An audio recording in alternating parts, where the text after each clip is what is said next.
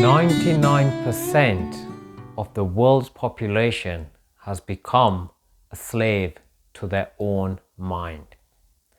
The worst part is that they do not even know that they have become a slave to their mind. We think or say to ourselves, oh, I'm not a slave to my mind. I do whatever I like. I am not a slave at all. Look, I can go and have a glass of water, or I can go and have something to eat. I do whatever I like and when I like.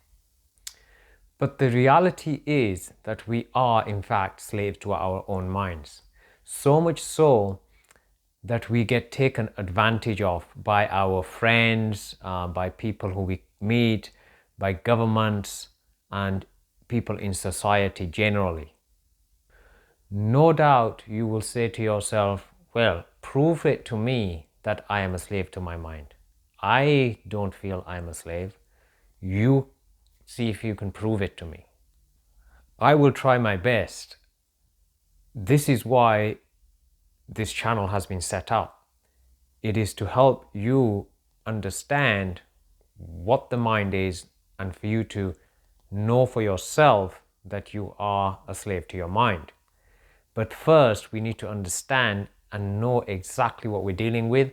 We need to know what the mind is for us to be able to even start to get a grip on how we're going to be able to tackle this beast. The mind is the most active part of our psyche, and yet we know very little about it.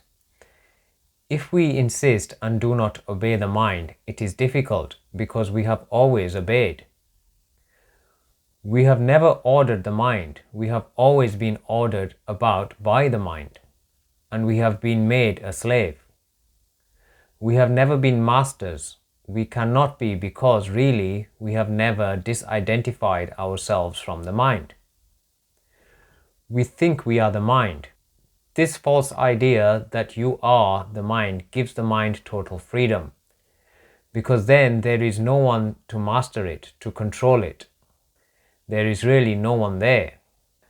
Mind itself becomes the master. It may become the master, but that mastery is just seemingly so. Try once and you can break the mastery, as it is false.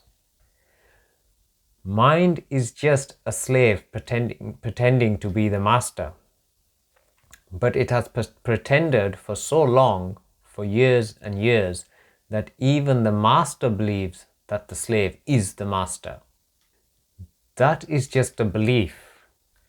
Try the contrary, and you will know that the belief was totally unfounded. Mind is the aspects of intellect manifested as combinations of thought, perception, memory, emotion, will, and imagination, including all of the brain's conscious and unconscious cognitive processes.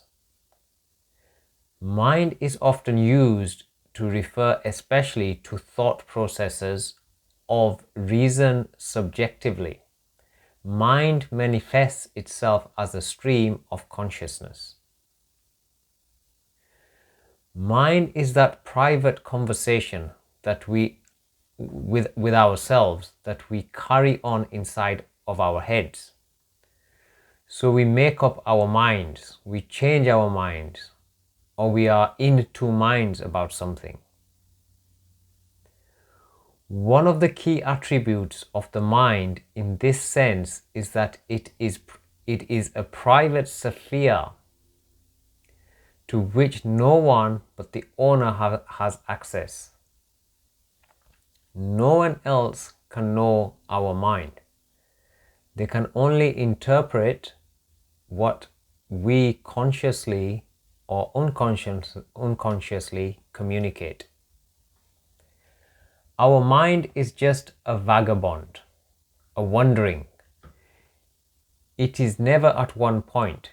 It is always going, moving, reaching, but never at one point. It goes from one thought to another, from A to B, but is never at A. It is never at B. It is always on the move. Remember this, mind is always on the move, hopping around, hoping to reach somewhere, but never reaching. It cannot reach. The very structure of the mind is movement. It can only move. That is the inherent nature of the mind. The very process is movement from A to B, from B to C. It goes on and on. If we stop at A or at B or any other point, the mind will fight us. It will fight with us. The mind will say, move on, because if you stop, the mind dies immediately. It can be alive only in movement. The mind means a process. If you stop and do not move, mind suddenly becomes dead. It is no more there. Only consciousness or awareness remains. So it is important we clearly understand the difference between mind and consciousness. So try and remember the difference. Consciousness is our nature, our being, our soul, or our spirit, whatever you want to call it, or it is us. And the mind is our activity which takes place on consciousness or on ourselves. It is similar to walking. It is difficult because we think mind is something substantial. We think it is something real, something we can touch, or something that actually exists. We think mind is a substance, which it is not. We think the mind is me, but it is not. Mind is just an activity. So it is really better to call it minding than mind. It is a process, just like walking. Walking is a process. If you stop, then there is no walking. You still have your legs, but there is no walking. Legs can walk.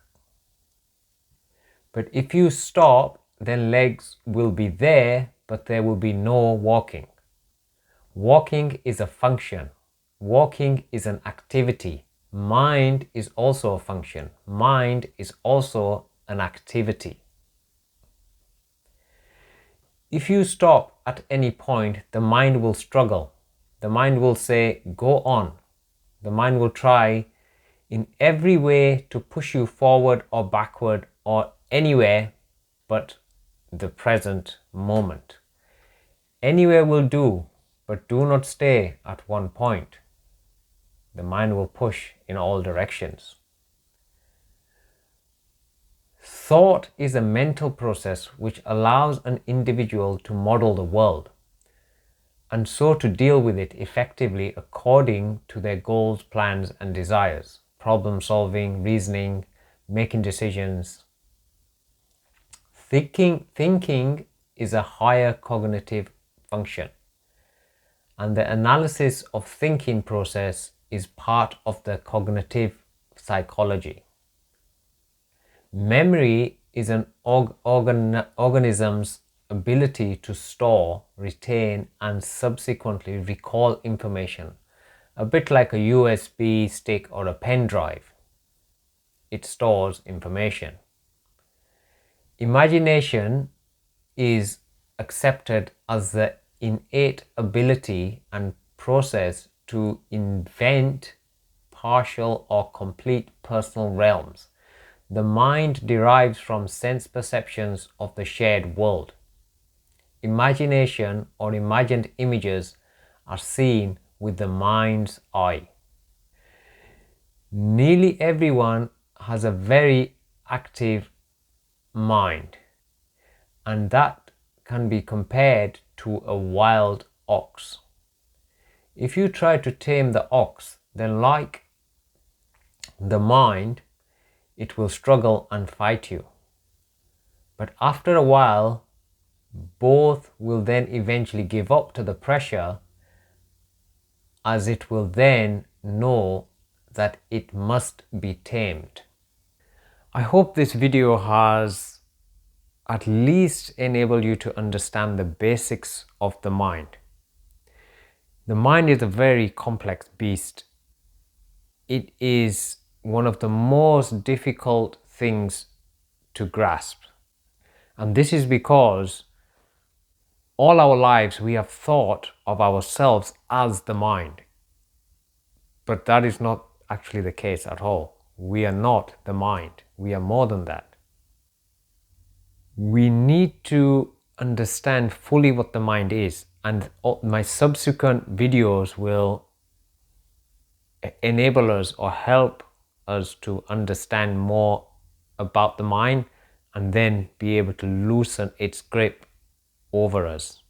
To be notified of my next video, please hit the subscribe button, and I hope to see you in my next video.